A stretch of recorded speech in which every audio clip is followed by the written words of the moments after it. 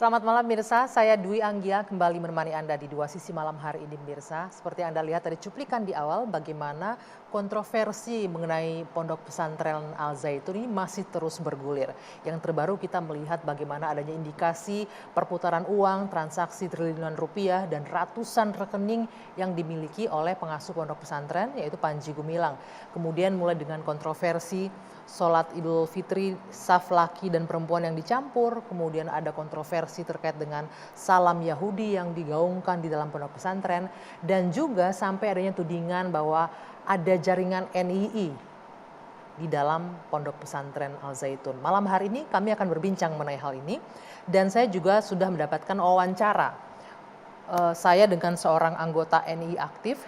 Dalam wawancara yang akan Anda saksikan beberapa saat lagi ini, kami sengaja merahasiakan identitas dari narasumber kami untuk keselamatan dan juga keamanan si narasumber.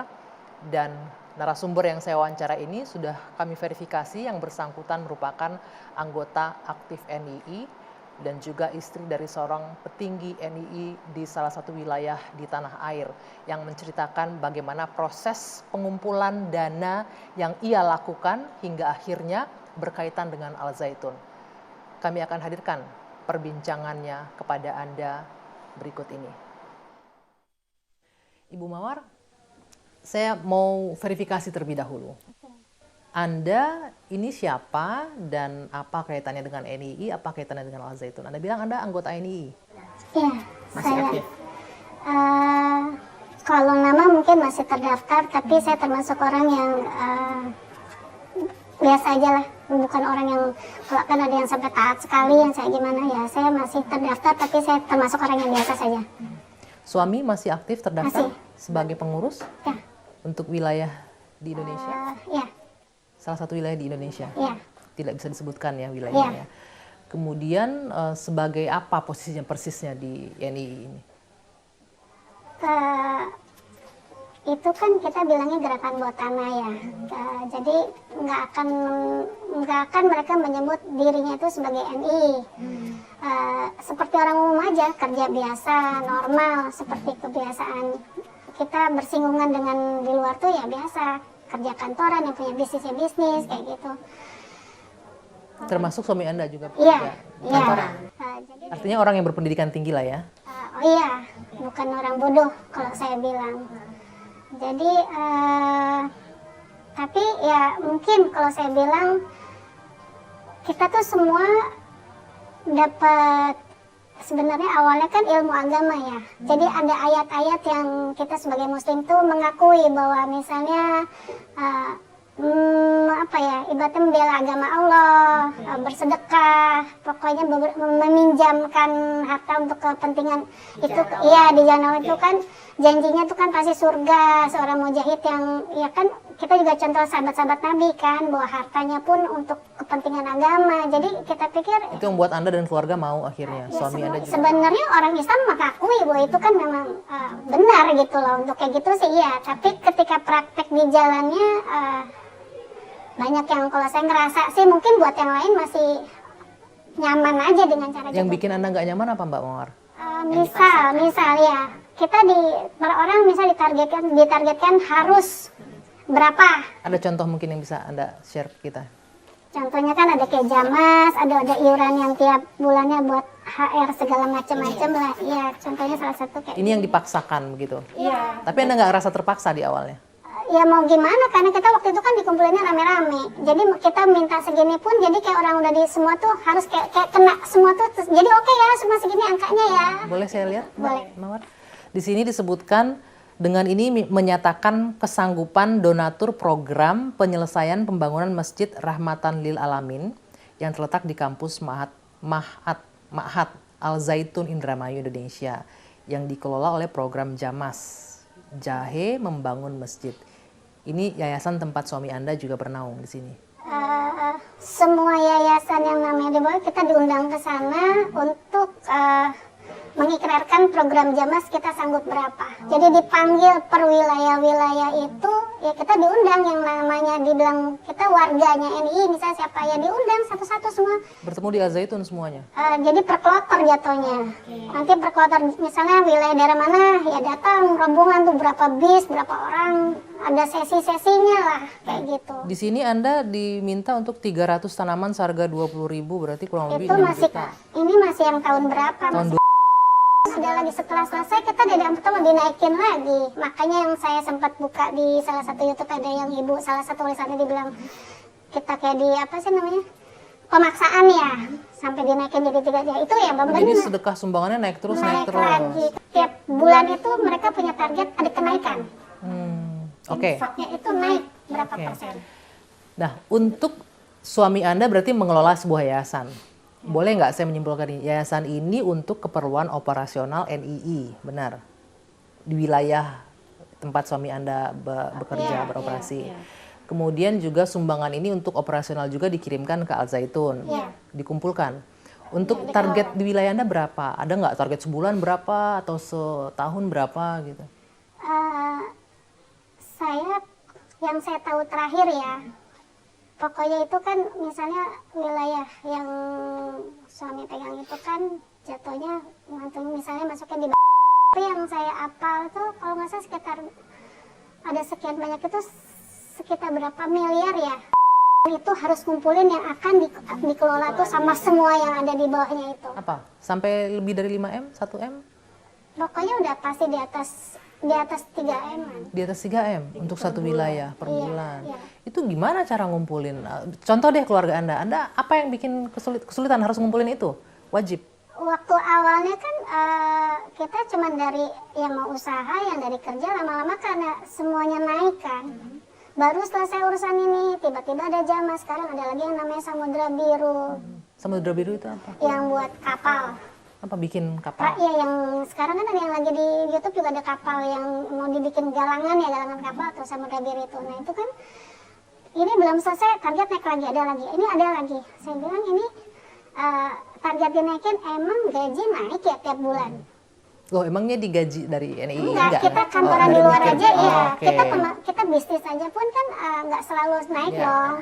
Ini sedangkan dinaikin ini caranya manusia untuk menyelesaikan dari mana? Dan saya tahu di bawah itu ada yang maaf ya, ada yang cuman ART, ada yang cuman jualan apa, ada yang sebagai apa. Dan itu tetap dipaksa juga tuh untuk sedekah. Iya, dia punya target misalnya Dalam tanda kutip ikhlas sedekah gitu. Iya, dia bilang misalnya satu keluarga misalnya 3 juta. Dari mana kalau penghasilannya cuma segitu? Emang anaknya nggak makan?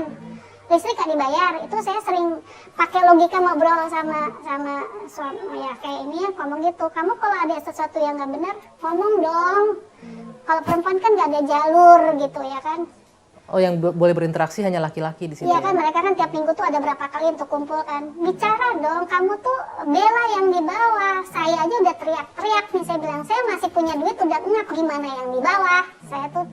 Saya bilang gitu nih mesti. Terus suami Anda bilang apa? Ya sabar gini, nggak bisa, saya bilang gitu.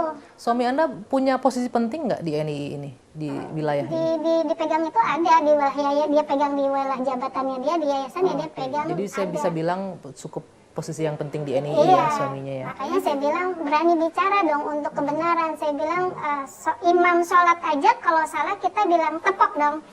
Subhanallah, sadar dia salah. Jangan orang udah salah diterusin terus gitu loh. Nah, Mbak, sebelumnya saya mau mengapresiasi, terima kasih karena Mbak Mawar sudah berani berbicara kepada kami. Boleh tahu nggak apa yang membuat Mbak Mawar akhirnya mau membuka? Padahal kan Mbak masih anggota NII, suami malah petinggi di NII. Apa yang membuat Mbak mau akhirnya atau merasa, oh ini sudah cukup, saya nggak sanggup lagi?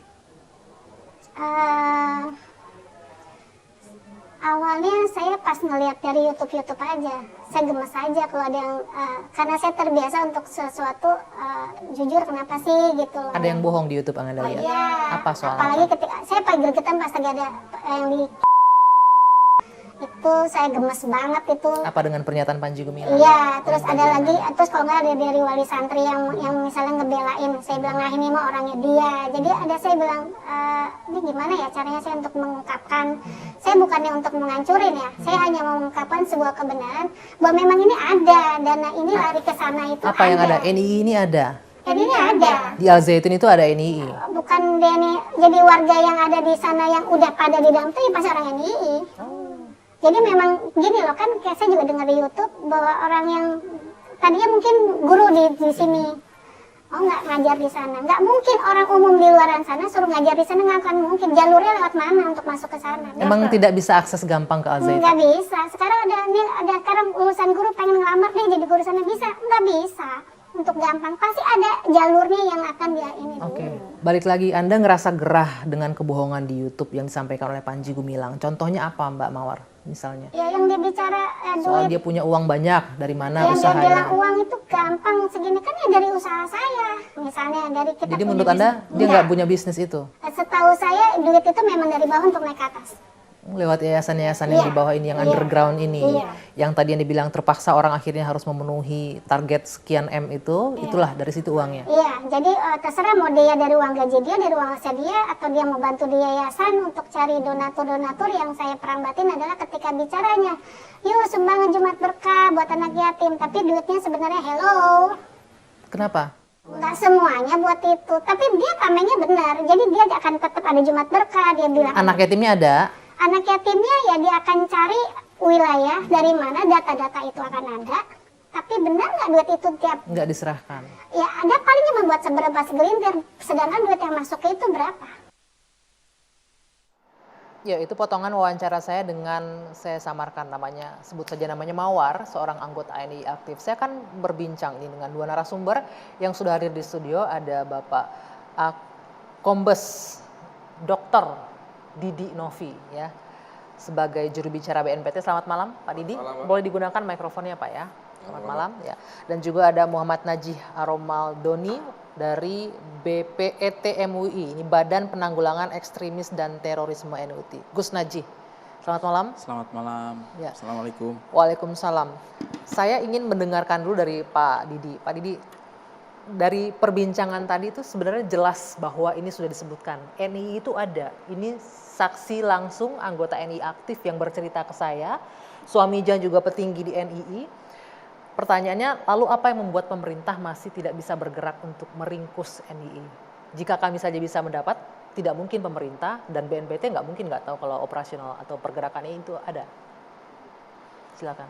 Baik, terima kasih Mbak Anggi. Sebenarnya kalau kita bicara NII, kita tidak boleh lupa terhadap sejarah perkembangan NII yang ada di Indonesia seperti apa, dan juga akhir-akhir ini juga Densus 88 sudah melakukan penangkapan anggota NII di beberapa wilayah, baik di Bali, Lampung, Sumatera Barat, Riau, Jakarta, Jawa Barat, dan itu menunjukkan eksistensi masih ada. Kita masih ingat 2008 Polda Jabar menangkap juga kelompok NII. Jadi kalau kita lihat dari sejarahnya, setelah proklamasi kemerdekaan masih terdapat sekelompok organisasi yang berusaha di dalam hasil musyawarah di Cisayong untuk mendirikan NII. Kemudian pemerintah sudah mendeteksi itu ada ya. Nah pertanyaan untuk Al Zaitun ini, apakah pemerintah juga mendeteksi nih benar terafiliasi dengan Al Zaitun seperti saya lanjutkan. Kami setelah tahun 62 selesai NII pasca Kartosuwiryo, terjadilah perpecahan-perpecahan dengan berbagai faksi. Dari Filah, Sabilillah sampai dengan faksi-faksi kecil, sampai dengan Komandemen Wilayah 9. Nah, Komandemen Wilayah 9 ini berangkat dari serah terima Adah Jailani kepada Panji Gumilang di Subang tahun 98. Di situ dinyatakan sebagai amir dari atau pimpinan tertinggi dari NII, sehingga kita bisa bilang bahwa NII pada saat itu masih eksis. Apakah sampai sekarang masih ada? Tentunya bisa kita bilang masih ada dengan adanya penangkapan tadi. Kemudian NII ini pun pecah-pecah lagi menjadi anak-anak mudanya NII berkembang menjadi Jamaah Islamiyah setelah dapat sentuhan dari internasional dengan Al-Qaeda, kemudian juga dapat sentuhan dari ISIS, akhirnya ada namanya Jamaah Ansarud Daulah. Jadi bisa kita bilang bahwa ibu kandung dari organisasi teroris yang ada di Indonesia adalah NII. Sehingga kita bisa bilang di situ. Kemudian tadi sudah disampaikan oleh Pak Mawar, dia bilang bahwa NI ada di Al Zaitun. Nah, ini menjadi catatan khusus bagi kita untuk membawa apakah ini bisa NI bisa diproses hukum, bisa diproses hukum. Yang penting adalah perbuatan-perbuatan yang dilakukan oleh kelompok-kelompok ini melanggar hukum. Saat ini juga proses sedang berjalan oleh Mabes Polri terkait dengan yang diadukan. Kemudian untuk kasus NI-nya sendiri kita akan lakukan pendalaman lagi untuk seperti apa yang disampaikan karena kita berhadapan hukum itu harus dengan hukum positif yang jelas, fakta yang ada bukti-bukti yang jelas, ada peristiwanya, ada kesaksiannya. Jadi, dan ada artinya tidak cukup dokumennya. Kalau tidak cukup hanya dengan tahu NII ada di Al Zaitun dan Al Zaitun ada NII, nggak cukup untuk meringkus itu. Cukup untuk melakukan penyelidikan lebih dalam. Oke, baik. Nanti kita akan lanjutkan Pak Didi dan juga Gus Najih, tapi kami harus jeda dulu sejenak. Dua Sisi akan kembali sesaat lagi.